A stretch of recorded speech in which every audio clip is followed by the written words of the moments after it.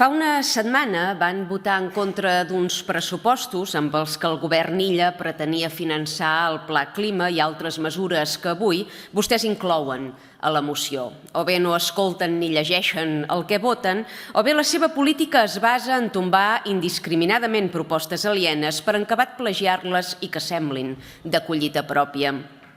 El pròleg d'aquesta moció pretenia ser una dedicatòria cap a Aliança Catalana, perquè si és així poden estalviar-se les redaccions de sensibilització. No som negacionistes. La calor i l'escalfament global existeixen, són reals. 48 morts a Catalunya en l'onada de juny segons el sistema de mortalitat del Ministeri dels espanyols. Un dels junys més càlids mai registrats i previsió de noves onades de calor. No es pot negar ni contradir el termòmetre. No qüestionem la temperatura, qüestionem que els mateixos actors que van pavimentar compulsivament les ciutats i que han contribuït a tensar els recursos naturals fent promocions immigratòries sense precedents estiguin capacitats per aportar cap solució al problema.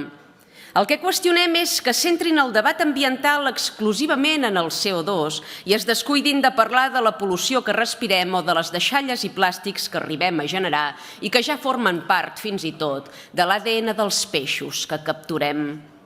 Hem de recordar qui va enterrar sota ciment les places de Sants, del Guinardó, dels Països Catalans, que avui generen una illa de calor insuportable? Van ser vostès, les esquerres.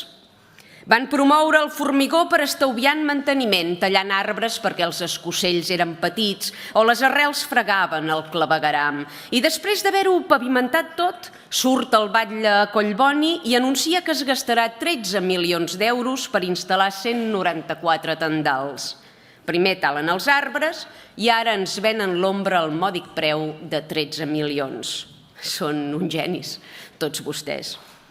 Un carrer arbrat és 8 graus més fresc que un carrer sense arbres. Però suposo que els arbres no els permetien encetar una ronda de convocatòries, subvencions i licitacions a mida per repartir amb els amics i afins, com sí que poden fer amb els panots o amb els tendals. Les solucions senzilles no poden carregar-hi el 3%, oi? Al punt 4 parlen de la demanda d'aigua. Les nostres conques internes, planificades per una Catalunya de 6 milions, no donen l'abast davant el rècord demogràfic històric que vostès han propiciat. Què es pensaven? Que importar població a cabassos i dir que aquí cap tothom no tindria conseqüències a nivell de recursos naturals? Han vetat desalinitzadores i transvasaments, però ara hi ha manca d'aigua i han de triar o les desalinitzadores i els transvasaments o tanquen fronteres. La realitat és més dura que escriure a ulls clucs una carta de 5 fulls als Reis, oi? Votarem sense complexos a favor dels punts 7, 8 i 9 per climatitzar els centres educatius i fer ombra als patis, perquè els nostres fills no poden ni han d'estudiar a 35 graus i perquè ells no tenen piscina al pati, no com els violadors i lladres a les presons. Això sí que ens hauria de fer reflexionar. A les acaballes de la seva moció i per no perdre el costum, carreguen contra els empresaris. La Inspecció de Treball ja ha avisat 11.436 empreses perquè adoptin mesures contra la calor, però a vostès això els sembla poc. Volen que es climatitzin els espais en 30 dies i, si no, expedient sancionador. Tenen idea del que costa climatitzar una nau de 30.000 metres quadrats amb els molls de càrrega oberts tot el dia? Han trepitjat mai una fàbrica o un taller, tots vostès? Els empresaris són els primers interessats en que el personal estigui bé. Per això molts pacten avançaments d'horaris i torns per minimitzar els efectes de les altes temperatures. Vostès, que presumeixen de ser ecologistes, són conscients de l'impacte mediambiental negatiu que ocasionaria la climatització de tot el teixit industrial del país?